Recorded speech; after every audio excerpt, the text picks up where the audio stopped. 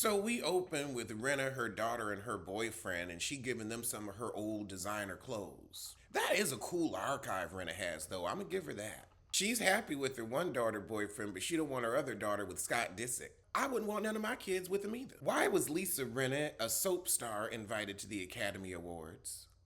I'm just surprised on that one. So Crystal's gonna throw Rena a launch party for her lip line. Rena should have been had a lip line. Across town, Dorit drops by Crystal's. The chip heifer gonna say Garcelle's coming after me and making little jabs. Well, you never shut up. And you would never take Sutton's side. You're just upset she speaks the truth. And Garcelle won't let you backpedal or pee pop. That's not what you said last night, heifer. I remember you keep that same energy. You were all about getting in Erica Jane's business and asking the hard questions, but then you want to act like, oh no, I didn't talk to a lawyer. Later that day, Lisa Rinna drops by Erica Jane's hovel. Oh, and Kyle shows up for her 60th birthday. Congratulations. Happy birthday. Erica said, oh yeah, I got some rosé for us. I stole this from the house. They probably gonna try to repossess this too. Erica said, I ain't even getting dressed. I ain't leaving the house. You gonna get me in sneakers and my sweats. She's like, half my designer stuff gotta go back to the store, and the other half got repossessed, so yeah, I'm just here in my sweats. Y'all got all that money and you got her a fake fur for her birthday? You ain't coming to my party with that crap. And Rena tell Erica, well, you know, the girls are still nervous because they didn't ask you what they really wanted to ask you, aka throwing Sutton up under the bus. Now, Erica, you really gonna say, oh, Sutton doesn't want legal problems in society? How small town of her. Y'all don't live in New York. It is small town out here. Beverly Hills is a very small town. Y'all swim in very small circles. How small town of you to marry a coot and think you were just going to live out the rest of your days living off of him? How small town of you? How small-minded of you? I don't want to be associated with you because of what the neighbors may think. It's one thing if you wear white after Labor Day. It's another thing if you and your husband stole millions of dollars from orphans and widows and you continue to live off of that money and don't see anything wrong with it. That's not a person I want to be friends with. That's not a person I want to be around. So no, it's not about what the neighbors think. If this is true, your husband is a horrible person and we need to know what you knew and when you knew it. So they let Erica spill her little cheatete narrative, and she said, oh yes, I found out about the cheating back at Yolanda's condo when she said boys will always protect boys. Girl, you knew that man been cheating ever since you got together with him. You didn't give a crap. As long as you were the number one wife, you said go out.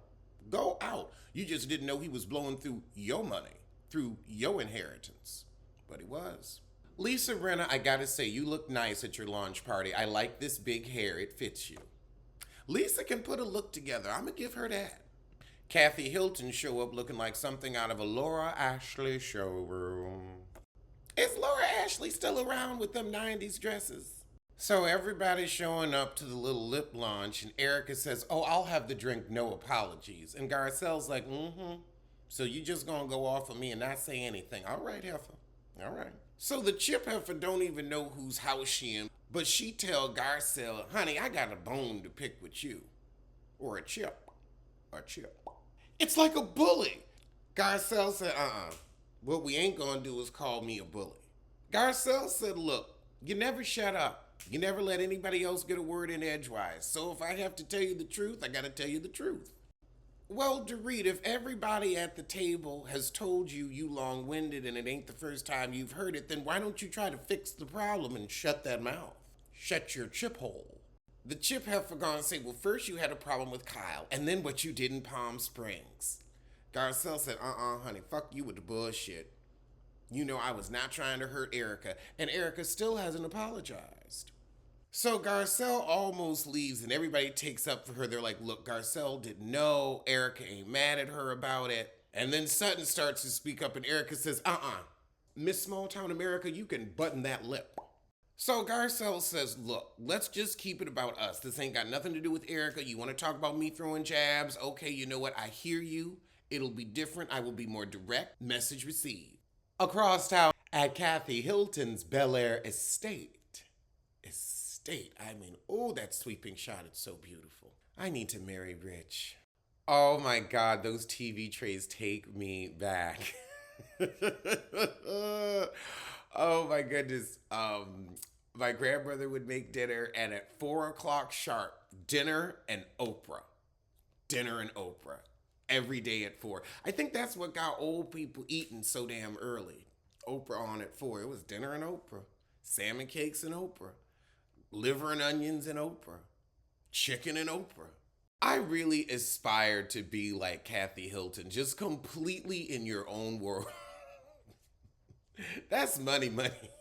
Like there's an argument going on. I have no idea. I'm getting my chapstick on, honey. I have no idea. Did she say something? This episode's feeling kind of filler. Now we got Kathy and Kyle arguing over American Woman. Nobody watched the shit anyway. And so we ended with a bunch of Hilton family drama or rehash Hilton family drama. Okay, heifers. Well, that was the filler episode, and I'm going to see you soon for something. Sonia, why are you hopping a fence in your backyard without any panties on? Why did we open the episode with your hoo-ha? Oh, God, Leah's parents, no. Just no. We can't start this boring. Leah gonna write an anti-self-help book. Okay, heifer, I ain't reading it. I ain't even gonna thumb through it at the bookstore. But I'm sure somebody will buy it. Leah mama a pain in the ass. I wouldn't have her over for dinner. Your brother cute, though. Your brother's cute. So Sonia's come down with the vibe, and she tells Ramona, but of course Ramona has to say, well, I wasn't feeling well either, and I went to bed at 10 o'clock, but my test came back fine. I mean, I could tell Ramona about my prostate problem. Ramona would say, you know what, my prostate also gives me issues. So we fast forward 4 weeks. Ebony reaching out to her pappy. Sonia's getting over the vibe. Chris was right, this is a boring episode. So Ramona's gonna get the girls together in the Hamptons for Valentine's Day weekend since there's some lonely heifers. So Leah, Ebony, and Sonia are on their way out to the Hamptons, and we get to talk about, okay, which room you gonna get, because Leah don't want to be in the same room she was in. And Ebony says, well, you know what, I'll take your old room, but you know Luann's gonna be mad if she doesn't get the upstairs bedroom next to Ramomo. Luann, I love that sweater with the clouds. So Luann gets to Ramomo's first so that she can secure her room, and she says, oh yeah, Sonia's doing much better. So much better, in fact, that she was drunk as a skunk when we were talking yesterday. But she want to say she don't drink at home, and she don't drink alone. Well, her assistant was there. Luann said, I don't know why that heifer said I shouldn't talk bad about Luann. No, you shouldn't. I helped you rent your damn house.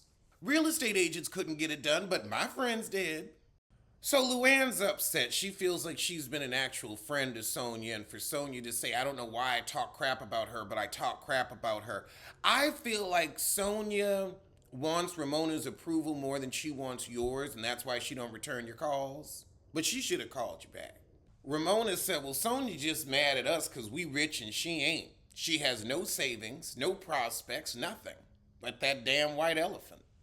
So everybody gets out to the Hamptons, and we're actually all on the good foot with each other. Well, except for Sonia and Luann. But Luann said we're going to do a identity swap dinner. Sonia, why did you bring all these bags? You don't even have that many clothes. With your broke self. Luann's like, wait a minute, this heifer was talking smack about me. Well, she didn't talk smack about you. She just said she talked smack about you. But yeah, I don't know why you're helping the heifer. Sonia going and apologize to Ramomo for going off on her at Black Shabbat. But what you said needed to be said. So Ramona hands out these pajamas, and Ebony said, ooh, this shit is cheap. It feels flammable. I'm going to go on and put it on for sisterhood and whatnot. But Ramomo, this is cheap. So Luann asked Sonia about the guy that Ebony's matchmaker set her up with, and she said, honey, he didn't send over a wet chicken breast when I was sick with the vibe. Couldn't even send over some chicken noodle soup with a soda on the side. So while we're looking for a blindfold for Luann, she pulled Sonia to the side, and she's like, look, I can't be your punching bag no more. Why you always gotta trash talk me? I'm just your friend. So Ebony has reconnected with her pep, and her sisters are welcoming her with open arms into the family. It is nice to find out you have a rich relative. Leah said, you know what, I might start dating rich like y'all.